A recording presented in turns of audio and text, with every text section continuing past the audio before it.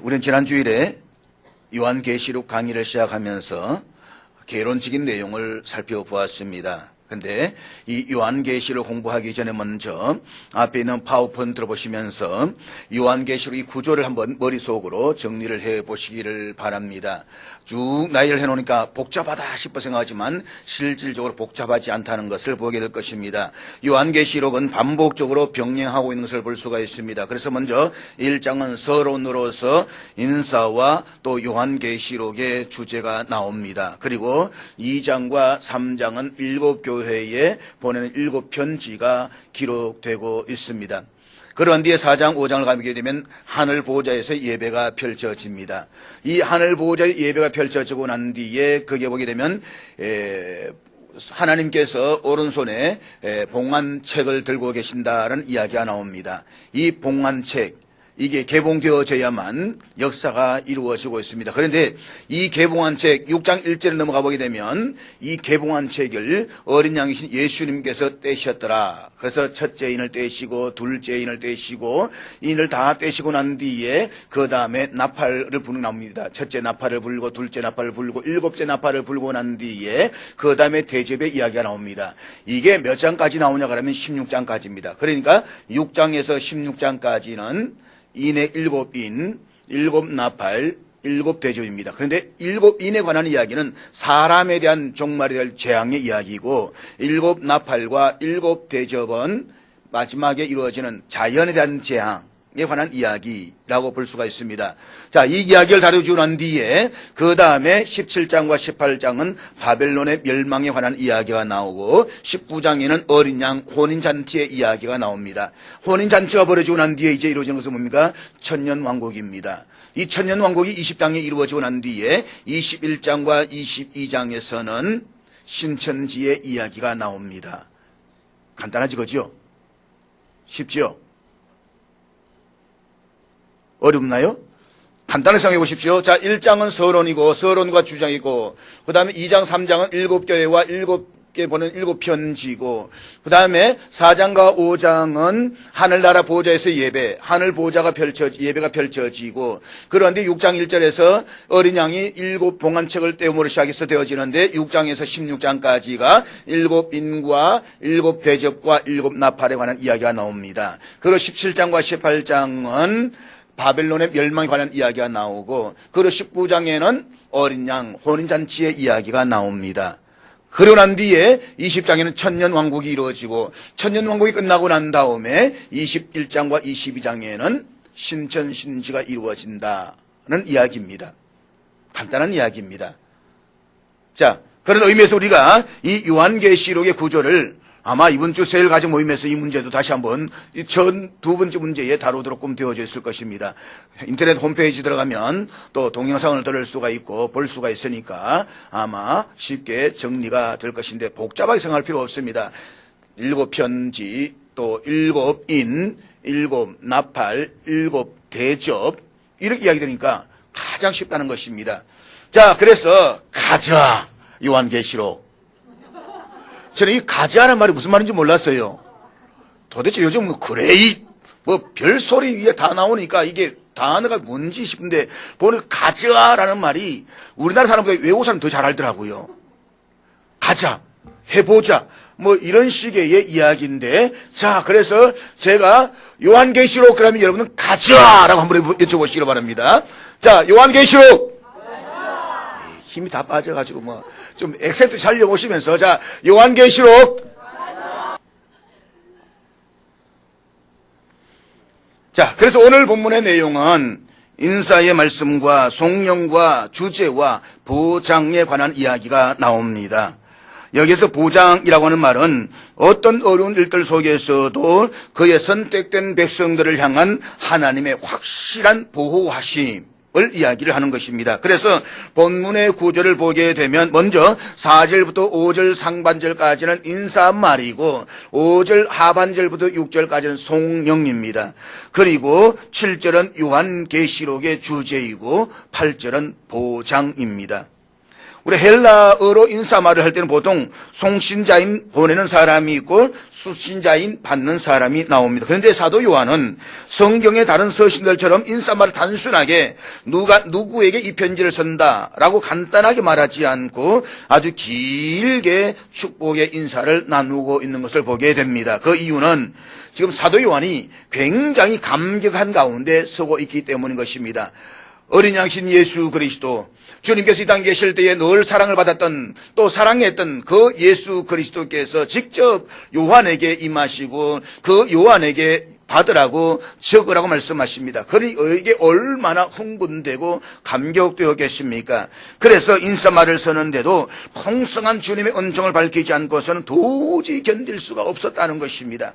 내가 만난 예수 그리스도, 내게 임하신 계시, 그 사실을 모든 사람들에게 그대로 전하고 싶었다는 것입니다. 무엇보다 자신이 지금 쓰고 있는 이 글은 예수 그리스도께로부터 받은 계시라는 것입니다. 다시 말해서 이제도 계시고 전에도 계시고 장차 오실 예수 그리스도께서 말씀하셨기 때문에 이 말씀은 우리들의 눈앞에서 이루어질 것이라는 말씀인 것입니다. 따라서 이 말씀은 허무맹랑한 말씀이 아니고 예수 그리스도의 영원성으로 인해서 확실하게 보장되는 말씀이라는 사실을 여기에서 강조하고 싶었다라고 하는 것입니다. 그 다음에 나오는 성령 부분도 하나님께 영광을 돌리는 부분인데 여기에도 그 내용이 아주 풍성하게 나오는 것을 보게 됩니다. 그 다음에 7절은 예수님께서 재림하신다는 내용이 들어있습니다. 예수님의 재림이 요한계시록의 주제에 있기 때문에 이 주제를 분명히 다루고 나서 보장하는 말씀이 나옵니다. 그래서 4절부터 7절까지의 말씀을 정리하면서 세상에 정말 이런 식의 완벽한 보장은 없다.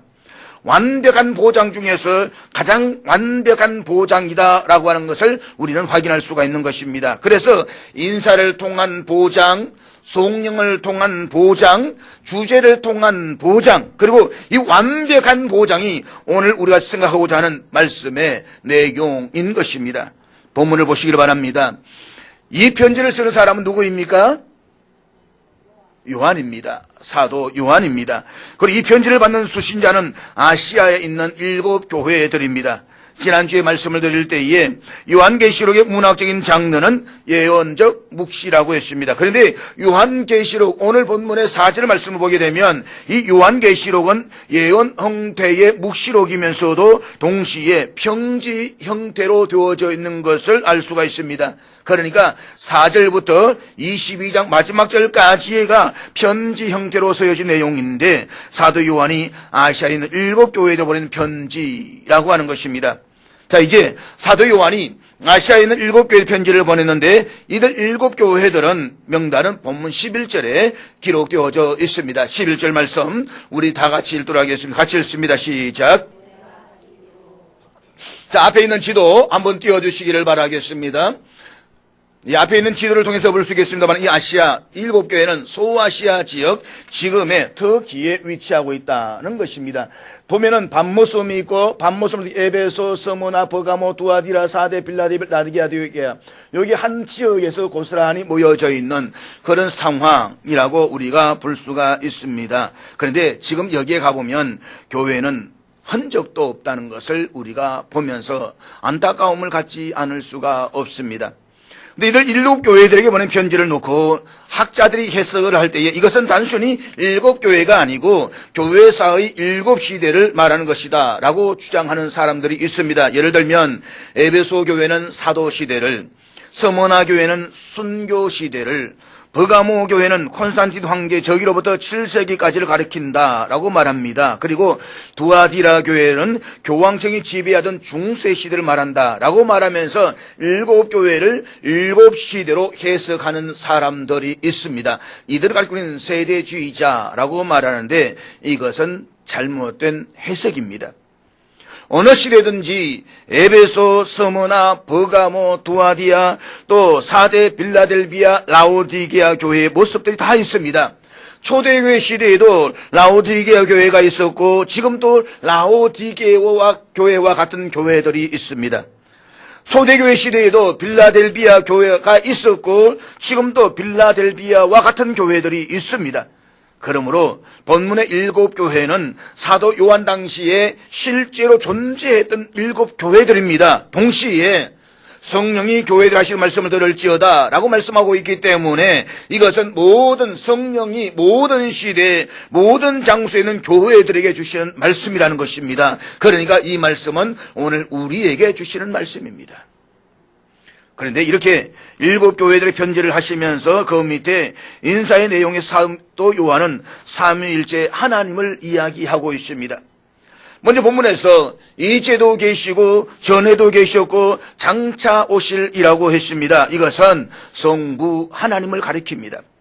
이 말씀의 뜻은 한마디로 말하면 영원하신 분이라는 뜻입니다. 성부는 과거, 현재, 미래에 계시는 영원한 분이십니다. 과거로 돌아가면 끝이 없습니다. 성부는 영원 전부터 계셨습니다. 그분에게는 시작점이 없습니다. 그리고 영원까지 계십니다. 그분에게는 끝나는 점도 없습니다. 사랑하는 여러분, 머릿속에 영원이라는 단어를 한번 생각해 보시기를 바랍니다.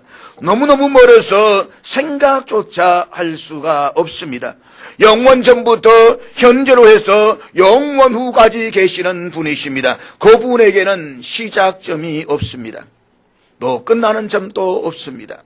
성부 하나님의 그와 같은 분이시라는 것입니다. 사도 요한은 이 하나님을 8절에서 다시 소개할 때 이렇게 말씀하고 있습니다. 8절 말씀 우리 다 같이 읽겠습니다. 시작. 여기서 주 하나님은 성부 하나님을 가리킵니다. 그분은 알파와 오메가라고 했습니다. 알파는 헬라의 제일 첫 글자에 나오는 것이고 오메가는 헬라의 맨 마지막 끝 글자에 나오는 것입니다. 알파로부터 시작해서 오메가까지 끝까지 간다는 것입니다. 그런데 그 처음이 언제부터 시작했는지 시작점이 없습니다. 끝이 언제 끝나는지 끝나는 점도 없습니다. 그래서 사도 요한은 이렇게 소개합니다. 알파와 오메가라. 그분은 영원부터 계셨고 영원까지 계시는 전능하신 분이십니다. 사랑하는 여러분, 우리는 수시로 변하는 사람들입니다.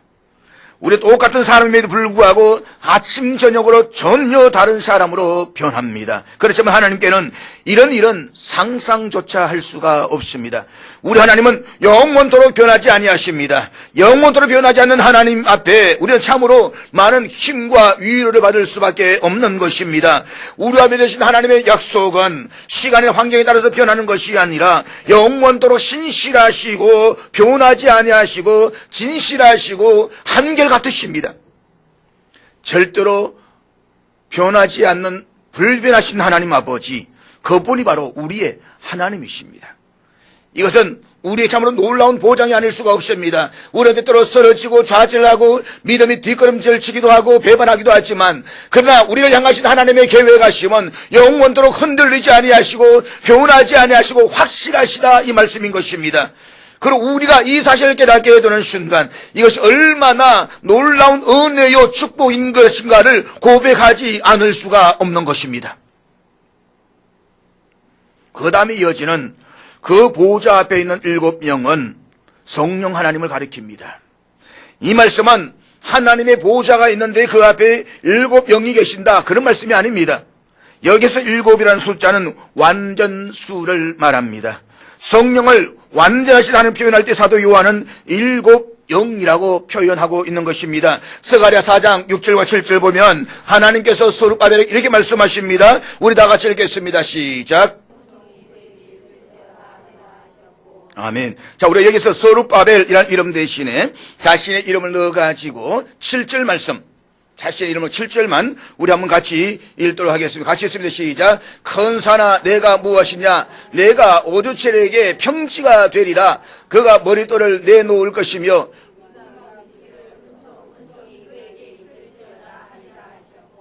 아멘. 자, 여기 다시 큰 산아 내가 무엇이냐, 내가 오두첼 앞에서 김명희 앞에서 평지가 되리라. 자, 이것만 한번 크게 외쳐보겠습니다. 시작.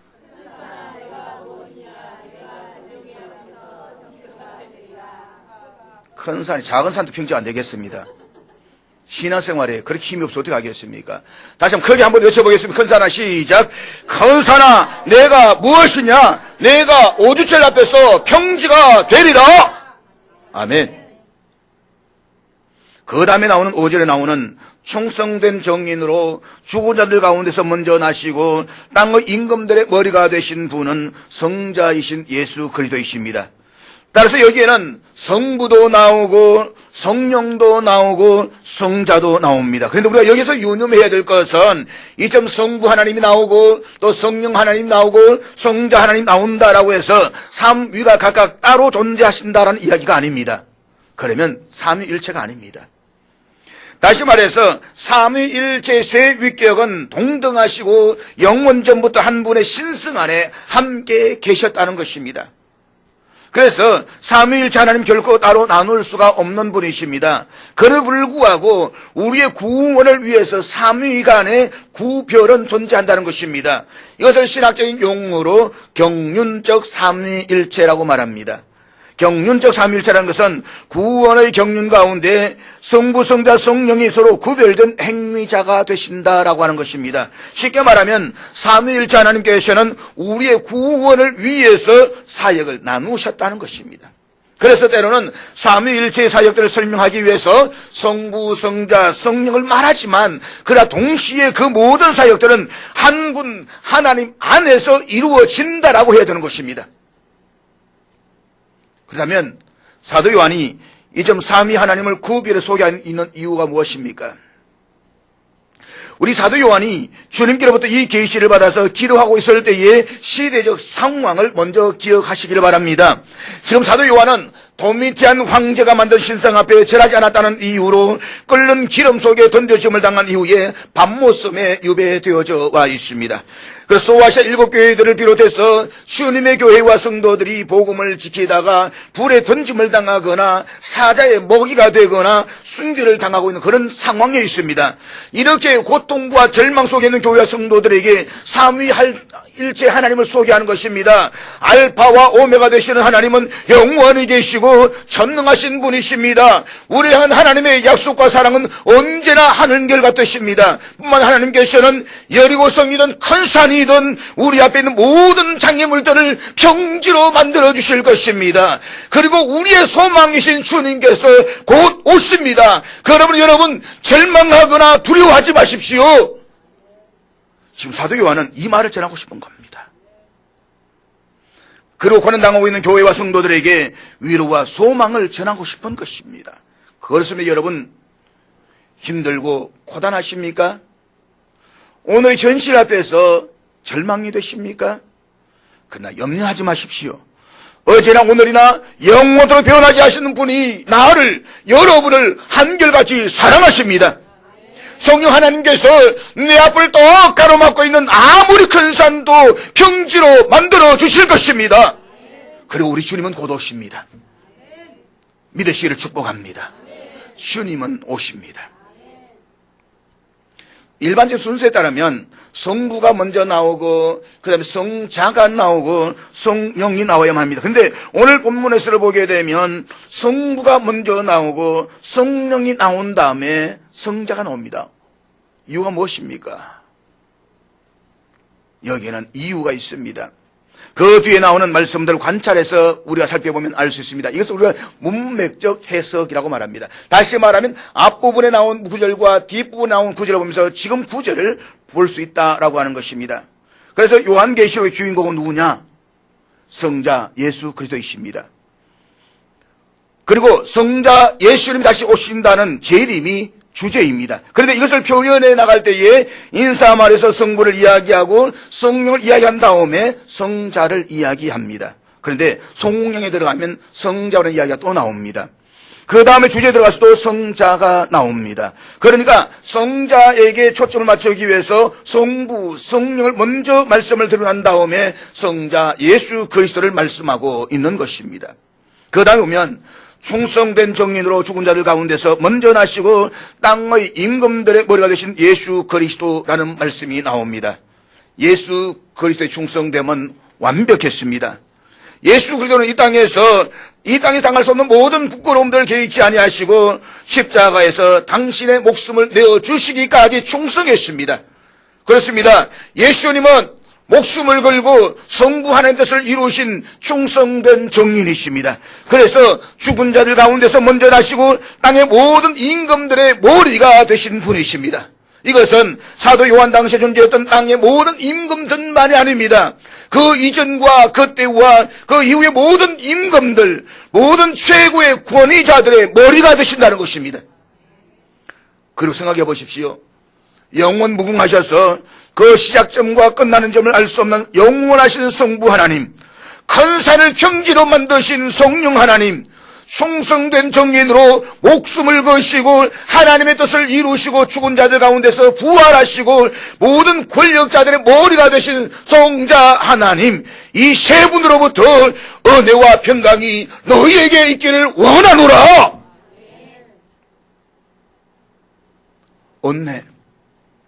은혜라는 것은 헬라어의 인사말로 카리스라고 말합니다. 과거에 우리는 먹고 못 살았습니다. 그렇기 때문에 우리는 못 먹는 사람이 많았기 때문에 먹고 사는 것이 너무나 중요한 시절이었습니다. 그래서 만날 때마다 인사가 무엇이었습니까? 밥 먹었습니까? 진지 드셨습니까? 요즘 이런 인사는 참 무식한 인사라고 해서 하지 말라고 합니다. 밥 먹었습니까? 왜냐하면 너무 못 먹었기 때문에, 굶었기 때문인 것입니다. 헬라 사람들은 인사를 하면 은혜라는 말을 썼습니다. 이 은혜라고 하는 것은 자격이 없는 사람이 주시는 호의와 총애를 뜻합니다. 그리고 히브리 사람들은 인사를 할 때에 평강이라는 단어를 썼습니다. 샬롬, 평강하십니까? 샬롬, 하나님의 평강이 그대에게 있을지어다. 이들은 왜 이런 인사를 했을까요? 이스라엘 나라는 팔레스타인에서 강문도 크기 많은 작은 나라입니다. 그리고 그 주변은 위쪽으로 올라가게 되면 아수르, 바벨론 이런 강대국들이 존재하고 있고 밑으로 내려오면 이집트라는 나라가 있어가지고 얘들 끊임없이 공격을 받으면서 시달려 왔습니다. 아마 우리나라가 공격받았던 그 전쟁보다도 더 많은 어려움을 당했던 것이 이스라엘 역사였습니다. 그렇기 때문에 그들의 삶에 있어가지고 평안이라고 하는 것은 모두가 한결같이 소망하는 삶이었다는 것입니다. 그래서 샬롬, 평강할지어다, 소망 가운데 기도해 주는 것입니다. 그런데 여기에서는 헬라의 인사말인 카리스의 은혜라는 말과 히브리의 인사말인 샬롬, 평강이라는 말이 서로 겹쳐서 사용되어지고 있습니다. 은총을 받을 수 없는 사람에게 하나님의 호의와 총의를 베푸는 것이 은혜이고, 그 결과로 하나님과 평화하고 사람들과 평화하고 자기 자신과 평화하는 것이 평강이라는 것입니다.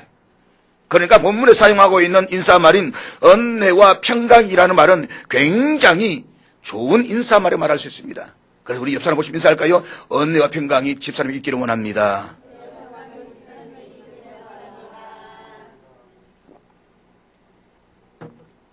여러분에게 성부와 성자와 성령으로부터의 은혜와 평강이 넘치기를 축복합니다.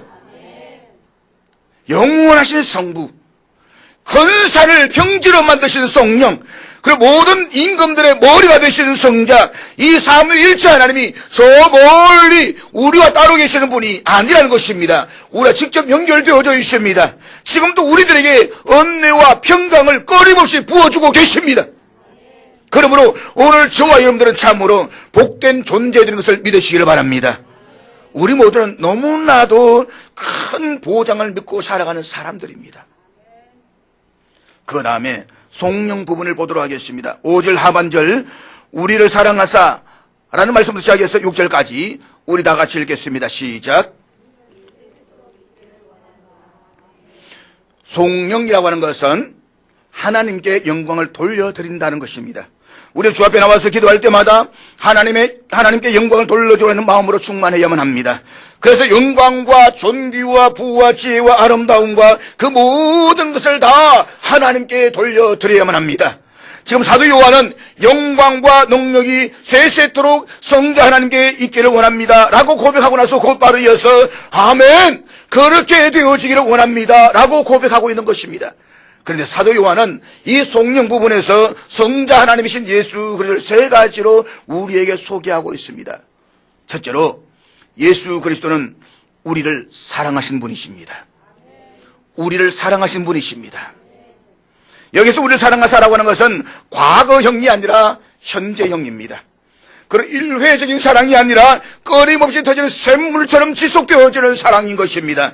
그는 이전에도 우리를 사랑하셨고 지금도 사랑하십니다. 영원히 사랑하십니다. 사도 바울은 로마서 8장 28절 이하에서 38절 이하에서 이 놀라운 하나님 사랑을 이렇게 고백하고 있습니다. 같이 읽겠습니다. 시작. 여러분, 예수님께서 우리를 사랑하십니다. 예수님께서 나를 사랑하십니다. 예수님께서 여러분을 사랑하십니다. 그 사랑은 절대적이어서 그 무엇도 우리를 하나님의 사랑에서 끊을 수가 없다라고 했습니다. 우리를 사랑하신 예수 그리스도.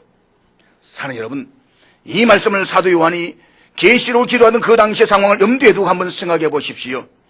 이 말씀을 읽는 교회와 성도들에게는 너무나도 큰 위로의 말씀이 아닐 수가 없었을 것입니다. 도미티안 황제 벽계 속에서 잠덕 움트는 성도들에게는 크나큰 위로와 소망의 말씀이었을 것입니다. 그런데 아십니까? 그 주님의 사랑은 지금도 변함이 없으시다는 사실을 말입니다. 우리를 사랑하사 자기 목숨을 내어놓으신 예수님께서는 지금도 내일도 영원토록 저와 여러분을 사랑하십니다. 두 번째로 예수 그리스도께서는 우리를 우리 죄에서 해방시키셨습니다. 예수님께서는 우리에게 놀라운 사랑을 베푸셨는데 그 사랑의 피를 통해서 우리를 죄에서 해방시키신 것으로 나타나셨습니다. 사랑하는 여러분, 우리가 아무리 사랑해도 사랑하는 사람을 위해서 피 한 방울 쉽게 바칠 수는 없습니다. 저는 음식을 먹으면 가끔 체하면 요즘은 이 침이서가 자동 침이서가 뚝뚝 따지만은 옛날에 이게 없다 보니까 가슴을 두드려 가지고는 씨를 가지고 꾹 뚫어맵니다. 그런데 찌르는데 이 찌를 때 얼마나 아치러운지, 그것도 큰 바늘 대바늘이 아니고 작은 바늘인데 이것도 못 찔러고 살짝 누릅니다. 피가 나옵니까? 피가 안 나와요. 한번 푹 찔러보면 되는데 그거 아까워가지고 아파가지고 살짝 때리는데 피 한 방울 안 나와요.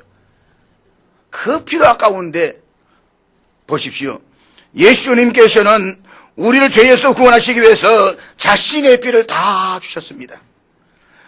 죄라는 것은 반드시 그 결과가 있습니다. 죄의 삭은 사망이라고 했습니다. 아무리 가난으로부터 건져내고 독재로부터 건져내고 경제적인 불평등으로부터 건져낸다라고 할지라도 죄로부터 건져내지 못하고 사망으로부터 건져내지 못한다라고 말한다면 그 구원은 구원이 아닌 것입니다. 기억하십시오. 구원의 핵심은 죄와 사망으로부터의 구원입니다. 그런데 죄와 사망으로부터 우리를 구원해내는 것은 절대로 다른 것으로 되지 않습니다.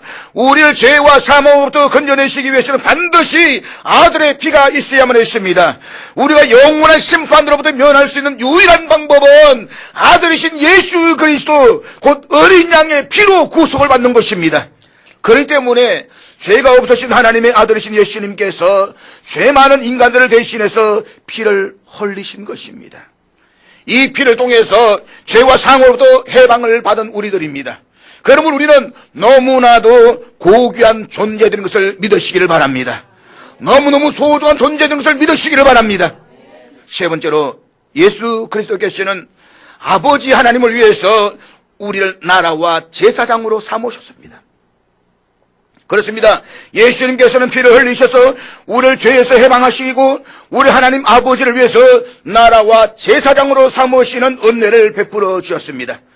여기에서 나라는 하나님의 백성들의 공동체, 하나님을 섬기는 공동체입니다. 제사장이라고 하는 것은 하나님께 가까이 들어가서 하나님을 섬기는 사람입니다. 구약시대에는 제사장들이 하나님 특별히 섬길 때에 1년에 한 번밖에 지성소에 들어갈 수가 없었습니다. 그것도 반드시 피를 가지고 지성소에 들어가서 하나님의 백성들을 대신해서 제물을 바쳤습니다. 만약에 제사장이 지성소에 들어갔다가 나오지 않으면 그는 그곳에서 죽은 것입니다. 그 정도로 하나님께 나가기가 어려웠습니다. 두려움과 떨림과 이 모든 것을 가지고 나아갔던 것이 구약의 제사장들이었습니다. 그런데 신약시대에는 예수 그리스도의 피를 통해서 하나님과 우리 사이에 모든 장애이 다 허물어졌습니다. 우리 하나님 아버지께서 직접 들어가서 하나님을 섬길 수 있는 제사장들이 되었습니다. 여기서 너무나도 놀라운 은혜가 아닐 수가 없습니다. 여기 있는 목사만이 제사장이 아닙니다. 여러분 모두 다 제사장인 것을 믿으시기를 바랍니다. 기억하십시오. 우리 모두가 다 왕 같은 제사장들인 것입니다. 이런 귀한 신분을 만들어주신 분이 바로 예수님이십니다. 그렇기 때문에 그 예수님께 영광과 능력이 세세토록 있기를 원합니다 라고 하고서는 아멘, 아멘이라고 하는 것입니다. 그래서 우리는 감사할 수밖에 없는 것입니다. 우리를 사랑하사 그의 피로 우리 죄에서 우리를 해방하시고 그의 아버지 하나님을 위하여 우리를 나라와 제사장으로 삼으신 그에게 영광과 능력이 세세토록 있기를 원하노라. 아멘. 사랑하는 여러분, 오늘 여기 보면 5절과 하반절과 6절 가운데 지칭한 우리의, 오늘 저와 이런 포함된 사실을 한번 생각해 보십시오. 여기 우리에는 그 당시 사도 요한 시대 우리만이 아닙니다. 오고 오는 모든 사람들, 오늘 저와 여러분 여기에 포함되는 것입니다. 그렇다면 흥분되지 않습니까? 감사가 절로 나오지 않습니까? 저만 그러십니까? 저만 흥분되는 것입니까? 사랑하는 여러분, 성자 하나님은 우리를 사랑하셨습니다. 우리를 위해서 생명을 바치셨습니다. 그리고 우리를 하나님과 직접 교제할 수 있는 고귀한 존재로 만들어주셨습니다. 이 사실을 생각한다면 우리는 지금 엄청난 보장을 받고 살아가고 있다는 사실을 기억하시기를 바랍니다. 그리고 이 사실을 믿는다라고 한다면 우리가 어떻게 살아가야 하는지는 분명해지는 것입니다. 하나님의 은혜와 사랑을 받은 자만이 누리는 종의 직무를 충성되게 감당하며 살아가야만 합니다. 이것은 부담이 아니라 이 세상에서 최고의 사랑과 복을 누리는 자만이 선택할 수 있는 특권인 것입니다. 그런데 본문 7절에 보면 그 예수 그리스도께서 다시 우리들에게 오신다라고 약속하고 있습니다. 본문 7절 말씀 다 같이 읽도록 하겠습니다. 7절 같이 읽습니다. 시작. 그렇습니다. 여러분, 예수님을 생각해 보십시오. 예수님께서 이 땅 위에 계실 때에 그분을 몰라보는 사람들이 많았습니다. 나사렛 예수라고, 목수의 아들이라고 무시했습니다. 창녀와 세리의 친구라고 말하면서 비난하면서 믿지 않았습니다. 예수님이 이 땅 위에 계실 때에 그를 알아보는 사람들 그리 많지 않았습니다. 예수님 초림하시고 33년간 땅 위에 계시다가 하늘로 올라가셨습니다. 지금은 하나님 보호자 우편에 앉아 계셔서 장차 재림하실 때 다시 오십니다. 우리 성전 때부터 재림 때까지를 살고 있습니다. 그런데 문제는 지금 이 시대에도 예수님을 알아보는 사람들이 많지 않다는 것입니다. 울산에 예수님을 알아보는 사람이 전체 110만 인구 가운데 10만 명도 되지를 않습니다. 100만 명이 몰라보고 있습니다. 이 땅의 대한민국의 백성 가운데서 80%가 예수를 모르고 있습니다. 근데 아십니까? 멀지 않아서 우리 주님은 오십니다. 우리 주님이 다시 오실 때에 주님을 몰라볼 사람은 아무도 없습니다. 울산의 100만 명이 나는 당신을 모릅니다 라고 말할 수가 없습니다. 본문 7절 다시 보십시오. 성경은 우리 주님이 다시 오심에 대해서 이렇게 분명하게 말씀하고 있습니다. 같이 읽겠습니다. 볼지어다 그가 구름을 타고 오시리라. 각 사람의 눈이 그를 보겠고, 누구나 다 그를 볼 것입니다. 지금 예수를 믿지 않는 모든 사람들이 각자의 눈으로 그를 보게 될 것입니다. 어떻게 지구의 모든 사람 동시에 그를 볼 수 있느냐라고 묻는 사람들이 있습니다. 그러나 그런 질문은 어리석은 질문입니다. 그리고 우리가 그것을 걱정할 필요가 하나도 없습니다. 우주를 만드신 하나님이십니다. 온 우주에 편만하신 하나님이십니다. 그리고 다시 오신 우리 주님의 육신은 우리 인간의 몸처럼 시공간의 제한을 받는 몸이 아닙니다. 그분의 몸은 부활하사 거룩하게 변화되신 신령한 몸이십니다. 그러므로 우리 주님이 오실 때에 이 지구상에 살고 있는 모든 사람이 한 사람도 빠짐없이 모두가 다 예수님을 알아볼 것입니다. 그런데 그때 그를 구주로 영접하지 않았던 사람들은 통곡할 것입니다. 정말 저분이 저런 분인 줄 알았다고 한다면 진작 내가 믿었을 것을 이라고 하면서 통곡할 것입니다. 예수 그리스도를 조롱하면서 신앙을 거부했던 사람들은 우리 주님께서 구름 타고 오실 때에 가슴을 치며 통탄하며 후회할 것입니다. 사나 바위야 나를 가려다오 내가 저 어린 양을 볼 수가 없노라고. 이젠 어떻게 해야 하나? 각인이 그를 볼 것인데 땅에는 모든 족속이 그로 말미암아 애곡할 것입니다. 그런데 그들이 애곡하는 이유가 무엇입니까? 왜 통곡합니까? 이유는 단 한 가지인 것입니다. 그날에 오면 그들에게는 반드시 영원한 사형선고가 내려질 것이기 때문입니다. 저 무지갱 속에 지옥 속에 영원히 버려질 것이기 때문인 것입니다. 지상에 있을 때 멸시를 당하셨던 예수님, 지금도 사람들이 별로 알아주지 않는 예수님, 그러나 주님이 재림하실 때는 온 땅에 있는 모든 족속들이 예수님을 반드시 알아볼 것입니다. 우리 주님께서 분명히 말씀하셨습니다. 그들이 인자와 구름을 타고 능력과 큰 영광으로 오는 것을 보리라. 그렇습니다. 우리 주님은 오십니다. 반드시 오십니다. 그것에 이 땅의 역사는 끝나고 신천지가 도래할 것입니다. 그때 예수님을 구주로 알고 영접했던 분들은 아멘 마라나타 주 예수여 오시옵소서라고 하면서 그분을 기쁨으로 영접할 것입니다. 그렇지만 그분을 배척하고 믿지 않던 사람들은 통곡할 것입니다. 그러나 통곡하며 후회한다고 상황이 바뀌겠습니까? 전혀 바뀔 수가 없는 것입니다.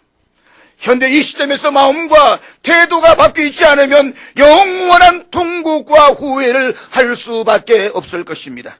사랑하는 여러분, 멀지 않은 장래에 우리 주님께서 재림하시게 될 때에 주 예수여 어서 오시옵소서라고 외치며 기쁨으로 그분을 맞이할 수 있는 저와 여러분들 수 있기를 바랍니다. 우리에게는 시간이 많지 않습니다. 그분은 속히 오실 것입니다.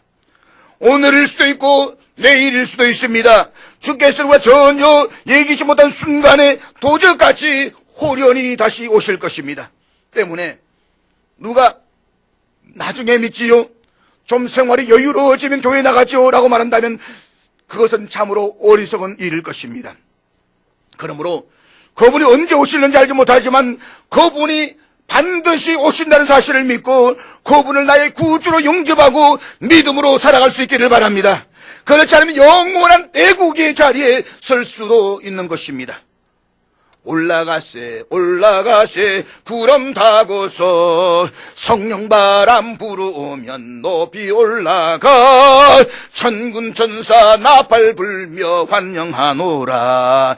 할렐루야 이 하루를 기다렸노라.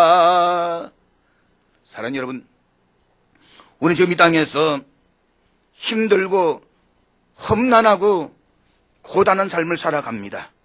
그러나 삼위일체 하나님께서는 여러분이 상상할 수 없는 완벽한 보장을 다 해주십니다. 저와 여러분을 위해서 모든 완벽한 사랑을 다 쏟아부어 주십니다. 앞으로도 영원하시고 변하지 않는 사랑을 쏟아부어 주실 것입니다. 이런 절대적 보장을 받고 살아가는 저와 여러분답게 이 험악한 세상을 승리하면서 살아갈 수 있기를 바랍니다. 사도 요한이 그때 복음을 위해서 고통을 당하고 밤모섬에 유배되어 살고 있으면서도 이런 완벽한 보장을 받고 있는 사실 앞에 너무너무 감사해서 아멘 아멘 아멘이라고 이 인사와 송영과 주제를 썼던 것처럼 여러분의 심령 속에 있어도 이 완벽한 보장을 받는 것에 대한 하나님의 크신 은혜 앞에 아멘과 감사가 넘쳐나는 복된 신앙생활을 할 수 있기를 주의 이름으로 축복합니다. 만인이 보는 앞에서 영광스러운 모습을 보실 주님의 재림을 소망하면서 충성된 제자의 삶을 살아가는 저와 여러분들 수 있기를 주의 이름으로 축복합니다.